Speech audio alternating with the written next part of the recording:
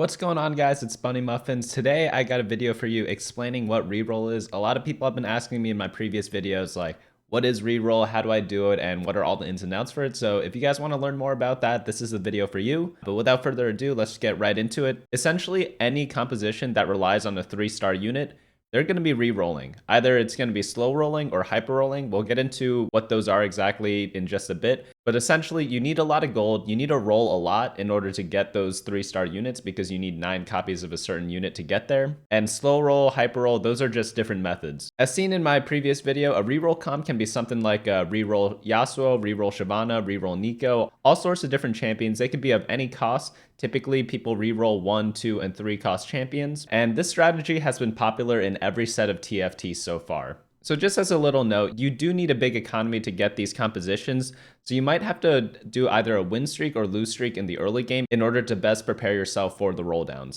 One note about reroll is that you will need to stay at optimal levels to find your specific champions, because in case you guys are new, each level has different odds for getting different cost champions. So as you go up in levels, you can access more expensive champions, but you have a lower chance of getting the cheaper champions. If we check out the cheat sheet on my website, muffins.lol, we can see that at level 4, you have a 55% chance to get a 1-cost unit. As we level up, the chance to get a 1-cost unit decreases less and less. Therefore, it is very important to figure out which level is optimal to roll at for each unit cost. For example, for all 1-cost units, you should be rolling at either level 4 or level 5. For 2-cost units, you should do it at level 6 or 7. And then for 3-cost units, you do it at either 7 or 8. And I know giving 2 different levels doesn't give like an exact guide, but it really depends on the meta. It depends what life total you're at. It depends on the strength of the composition at each level. However, I will tell you which level to roll for each composition in the meta snapshot, which I update every week on Friday. So this Friday, I'll be updating it. So for the Zed reroll, for example, I will tell you which level to roll for Zed reroll. Zed is a 2-cost, but I'll do that all on Friday. However, I still want to give you guys an example. In the past, in set 3, there was a comp called Mech Infiltrator, which relied on Kai'Sa 3-star to really carry the game. And Kai'Sa was a 2-cost champion, but back then, you did a slow roll at level 6. And this was because the composition fit everyone in it at level 6. For Zed reroll, which we just talked about before, which is also a 2-cost champion, we instead slow roll at level 7, and that's because you need 7 units to fit the whole Zed composition in your game. These are just some minor differences and why we have different optimal levels for each specific cost. Now that we have all that out of the way, let's get into what is Hyperroll. So hyperrolling as a strategy is a little outdated. It's still a useful tactic that revolves around rolling all of your gold at stage 3-1 in order to find that 3-star unit. It was super popular back in set 1 and 2, but set 3 and onwards, the popularity died off quite a bit. In fact, I rarely see it nowadays. Part of the reason why people stop hyperrolling is because of the sheer risk you take when you do this strategy. As the name suggests, you need to build up a huge economy before stage 3-1 and then roll down all of your gold in one turn. And you have to do it really quickly and pretty much buy everything in the shop hoping that you get that 3-star 1-cost unit. The best way to play for hyperrolling was to do like a full lose streak or open fort to get the maximum interest each turn and get a 5-loss lose streak during stage 2. And then you would roll down all of your gold and you'd have approximately 50 or 60 gold at that point at around stage 3-1. The reason why you do this all at stage 3-1 is because when you naturally level up and don't press the level up button at all, you are going to hit level 5 at stage 3-2. So it is very important to roll as much as you can at level 4. And the last chance to do that is at stage 3-1. And that's why people did it that way before. Essentially, your entire game was make or break during this very turn, which is why people got turned off by it after failing at it so many times. You would either hit all your units very quickly and dominate for the rest of stage 3 and 4, or you'd roll down to 0 and still be a couple of units off your 3-star and pretty much get a guaranteed 8th from there. On average, you're likely to hit around 4 units during this hyper roll if you have around 50 gold on stage 3-1. This makes it kind of worth it if you have around 5 copies of a unit at stage 3-1. So if you have like 5 Yasuos on stage 3-1 and you want to hyper roll for Yasuo, on average, you will hit the 3-star Yasuo if you roll down 50 gold on stage 3-1 at level 4. Before we move on, I will just note that you do not hyperroll for 2 and 3 cost units. You only do this for 1-cost units. Instead, for 2 and 3 cost units, you want to do what's called a slow roll, which we'll get into right now. So slow rolling is very similar to hyperroll. You do the same thing in the beginning of the game, which is maximize as much econ as possible. However, instead of rolling all of your gold in one turn, you do it over the course of the game. This dramatically lowers the risk of your game, but it does take a little longer to hit your composition. So if you're slow rolling for a 1-cost unit, we'll use Yasuo as an example again. On stage 3-1, when you have 50 gold, you don't do anything. You wait until you hit level 5 on stage 3-2, you get up to around 60 gold, and then you roll down that 60 gold down to 50. So you maybe have like 3 to 5 rolls in order to find more Yasuos. Then on the next stage, on stage 3-3, you'll have around 60 gold again. You roll that back down to 50, and rinse and repeat this until you hit your Yasuo 3-star. This ensures that you have the largest economy possible because you're making the maximum amount of interest each turn.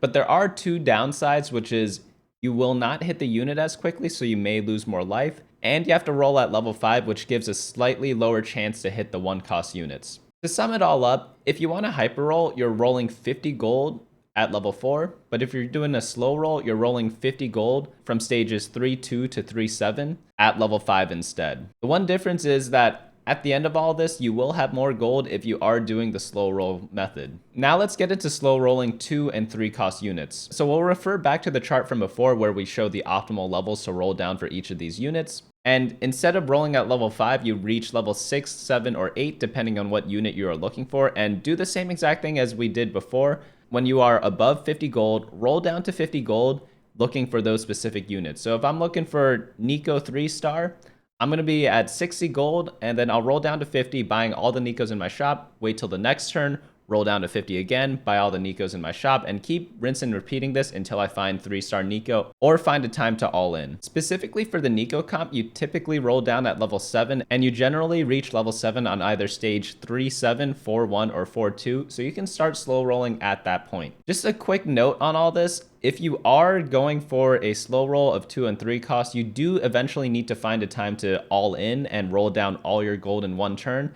And this is when you are either very close to hitting that 3-star unit, or if you are very low health. So let's say you have 7 Nikos, it is worth considering just rolling down until you hit 2 more Nikos instead of maintaining the slow roll strategy that you've been doing for the past couple rounds. So let's say you've been slow rolling from stage 3-7 to 5-1 and you have 7 Nikos at that point, maybe just roll until you hit Nico 3-star. Alternatively, if you're in the same scenario, you've been slow rolling from 3-7 to 5-1, but you're now at like 30 health, it's also very worth it to roll down until you find Nico, because if you don't find her very soon, you're gonna die, so you might want to do it then. Now this brings us back to the discussion of which strategy is better, hyper-rolling or slow rolling. So Mismatch Socks did an analysis of this around a year ago, comparing hyper-roll and slow roll strategies. Just to note, his post was specifically for 1-cost units. Essentially, hyper-rolling and slow rolling gave nearly the same amount of expected units. However, slow rolling gave the option of having more gold and giving the option to pivot into other compositions if you do not find the 3-star unit.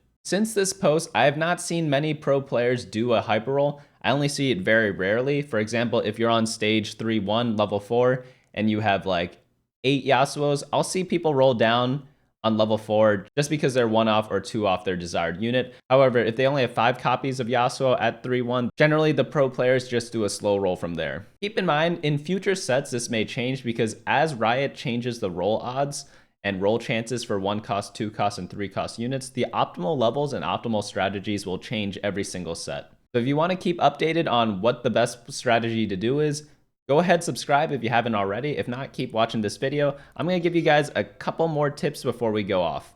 So tip number 1, when you are rerolling, try to play a composition that uses more than one 3-star unit. For example, in the duelist composition with Yasuo, you're looking for both Yasuo, Fiora, and Jax 3-star. Those are all really useful. Although Jax and Fiora are not necessary to 3-star, if you happen to hit them on the roll down, that's just bonus power to your board that you get to take advantage of every now and then. When you set up a hyperroll composition to look for more than one unit, you pretty much double the worth of your rolls. Tip number 2, generally only go for a slow roll or hyperroll composition if you have at least 5 copies of the unit. So if you're on stage 3-1 and you have 5 Yasuos, so if you're on stage 3-1 and you have 4 Yasuos, I might not consider going for a reroll duelist composition at that point. However, if you have 5 or more, then it becomes much more reliable. And especially once you start getting contested, this rule becomes even more important. And then last tip, tip number 3, you need to be able to identify when to all in. So you need to get used to looking at your current health, knowing how strong a composition gets once they hit their 3 stars, and then also comparing your current board strength against all of your opponents. Thanks so much for checking out this video. I have the full write-up of this video on my website, muffins.lol. I'll leave a link in the description below and hopefully around here. But if not, thanks so much for watching. Like the video if you learned something, and subscribe if you haven't already. I'll be coming out with lots of new content when the new patch drops, which should change the game a lot. So you definitely want to look out for that, because it's like TFT is about to change a lot. That's why I'm like kind of holding off on making some content until it drops on Thursday. But Meta Snapshot on Friday, a bunch of guides after that, and I'm also going to be doing the unranked to diamond challenge on a different server. I'm just going to have some fun there, and hopefully you guys can enjoy that and learn along the way. So if you are stuck in like below diamond, definitely look out for that video. And apart from that, I'll see you guys later.